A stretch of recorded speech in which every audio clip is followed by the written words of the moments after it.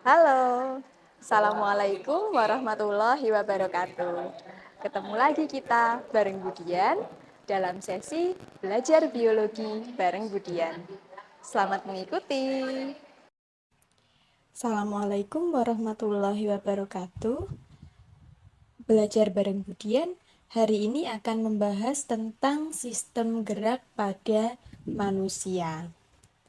Nah, membicarakan tentang materi yang akan kita bahas di bab-bab berikutnya, anak-anak, ya, saya ingatkan kembali bahwa hierarki atau tingkatan kehidupan mulai dari yang paling kecil, kemarin sudah kita bahas bab pertama yaitu tentang sel.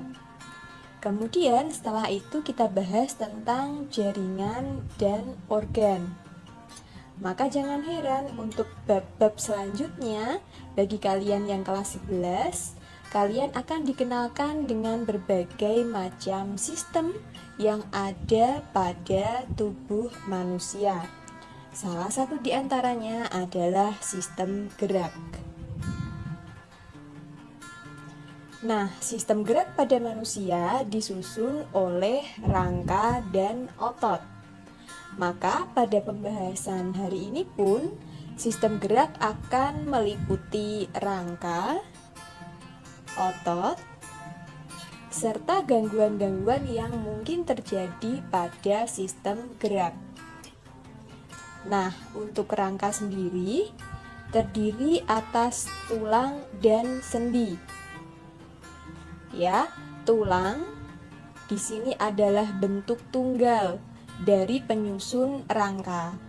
Contoh tulang misalnya adalah tulang-tulang tengkorak, kemudian tulang dada, tulang rusuk, tulang paha, tulang lengan atas, dan sebagainya. Sehingga gabungan atau persatuan dari tulang-tulang tadi membentuk yang namanya rangka.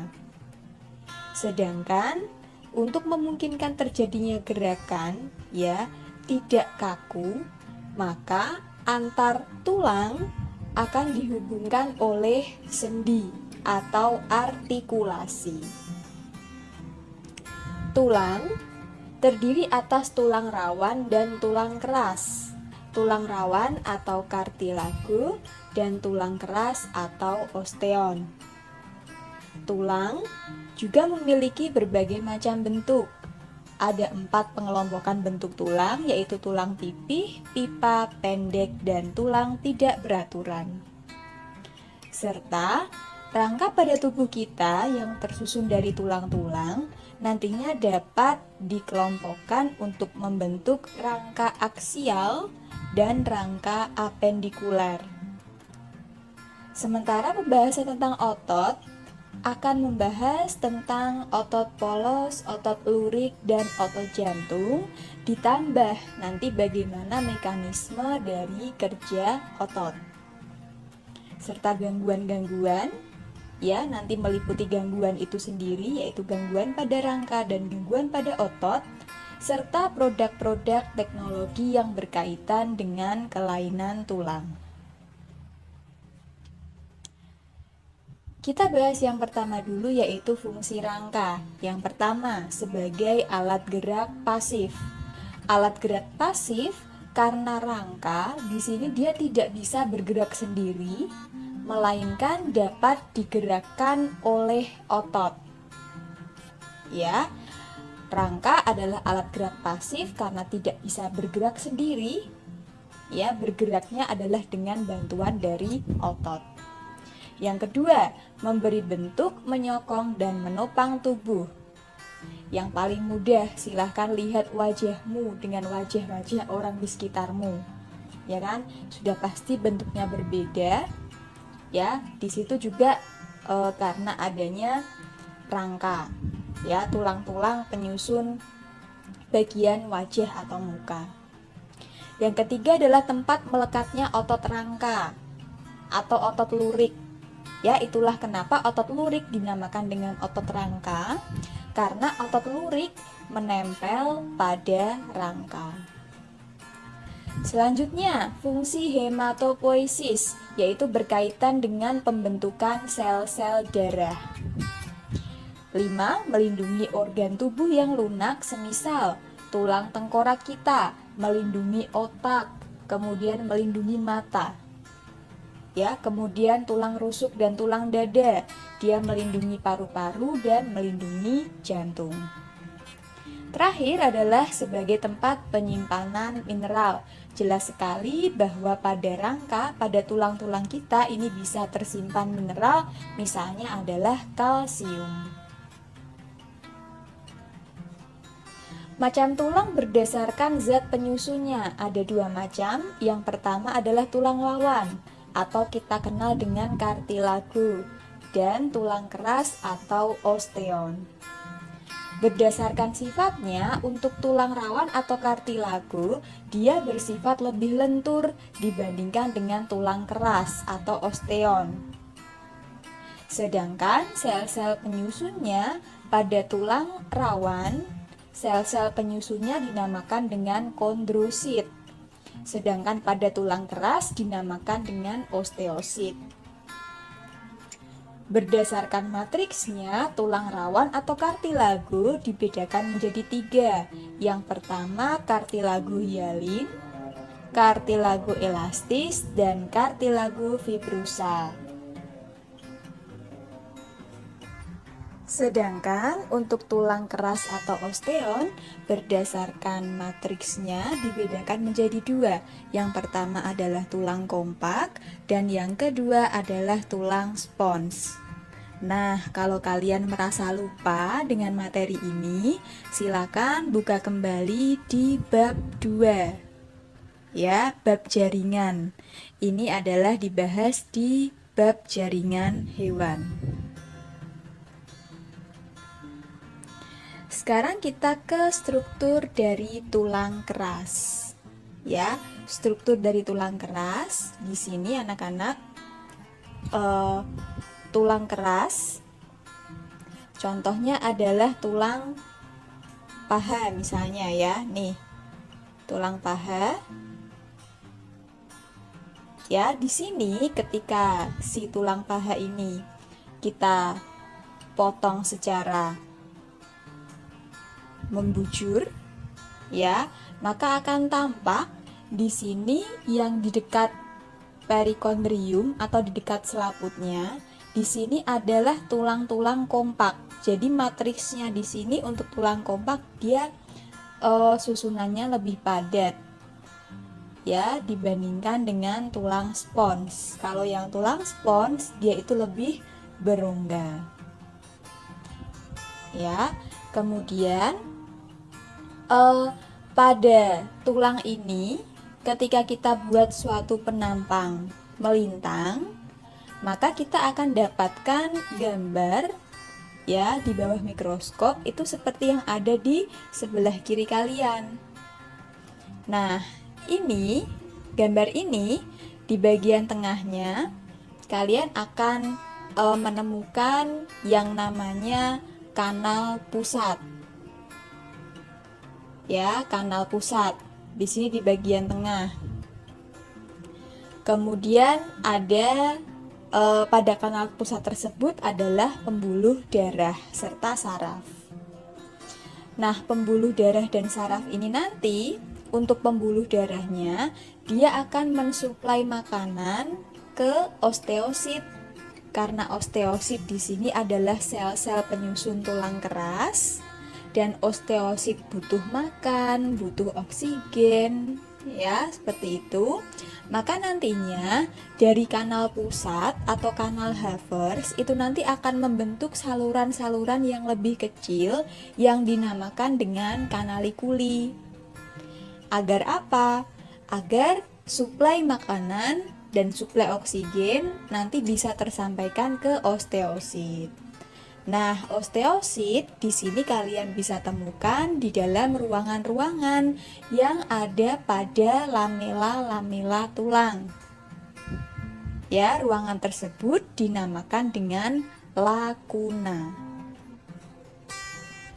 Oke. Next ya. Nah, sekarang macam tulang berdasarkan bentuknya. Ada 4 macam tulang. Yang pertama adalah tulang pipa.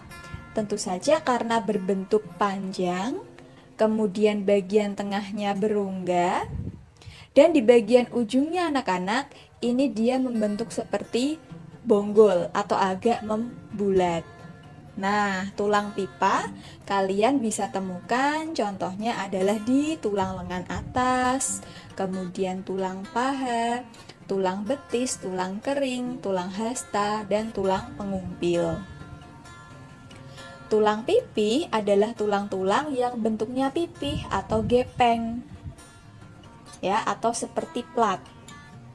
Kalian bisa menemukan tulang pipih misalnya pada tulang rusuk dan tulang dada. Selanjutnya, tulang pendek adalah tulang-tulang yang bentuknya membulat, ya, ukurannya pendek-pendek. Contohnya adalah tulang-tulang penyusun pergelangan tangan dan pergelangan kaki. Dan terakhir adalah tulang-tulang tidak beraturan. Tulang-tulang tidak beraturan tidak bisa dikelompokkan pada 3 kelompok sebelumnya, ya, tulang pipa, tulang pipih, ataupun tulang pendek. Contoh dari tulang tidak beraturan adalah tulang-tulang penyusun ruas tulang belakang.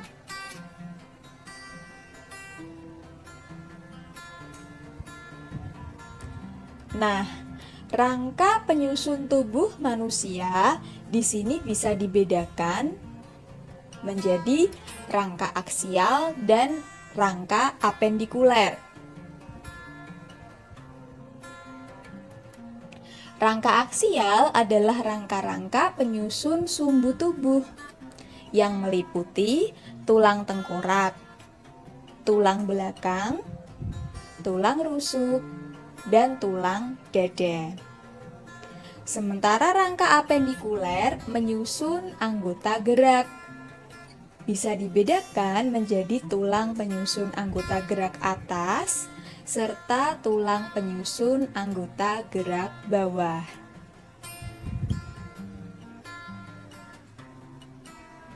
Proses pembentukan tulang atau osifikasi. Ada 2 macam osifikasi. Yang pertama adalah osifikasi intramembran, ya, di mana peristiwa osifikasi intramembran ini terjadi pada proses pembentukan tulang pipih. Kemudian osifikasi endomembran yang terjadi pada pembentukan tulang-tulang pipa.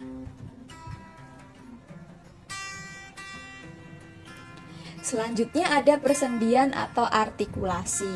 Ingat, persendian di sini akan memungkinkan terjadinya gerak antar tulang. Jadi antar tulang satu dengan tulang yang lain itu dia tidak kaku. Nah, persendian atau artikulasi berdasarkan sifat geraknya dibedakan menjadi 3. Yang pertama adalah sinartrosis atau sendi mati. Yang kedua, amfiartrosis atau sendi kaku. Dan yang ketiga, diartrosis atau sendi gerak. Nah, diartrosis adalah sendi yang paling leluasa geraknya. Berdasarkan arah geraknya, diartrosis dapat dikelompokkan menjadi paling tidak 6 macam. Yang pertama ada sendi peluru, sendi putar, sendi pelana, sendi engsel, sendi geser, dan sendi luncur. Gangguan atau kelainan yang mungkin terjadi pada rangka diantaranya 1. Fraktura. Fraktura adalah patah tulang. Fisura adalah retak tulang. Rakitis yaitu kekurangan vitamin D yang mengakibatkan tulang penyusun anggota gerak bawah, ya, terutama tulang betis dan tulang kering itu jadi berbentuk seperti huruf X atau O. Yang keempat ada osteoporosis atau pengeroposan tulang. 5. Nekrosis atau kematian sel-sel tulang. 6. Gangguan kedudukan tulang belakang yang meliputi skoliosis, lordosis, dan kifosis. Dan gangguan persendian yang meliputi dislokasi, terkilir, ankilosis, dan artritis. Lalu bagaimana teknologi untuk mengatasi gangguan rangka? Yang pertama dapat dilakukan dengan transplantasi sumsum tulang. Kemudian yang kedua adalah penggantian sendi. Dan yang ketiga adalah penyembuhan patah tulang dengan cara pembidaian, pemasangan gips, dan pembedahan internal.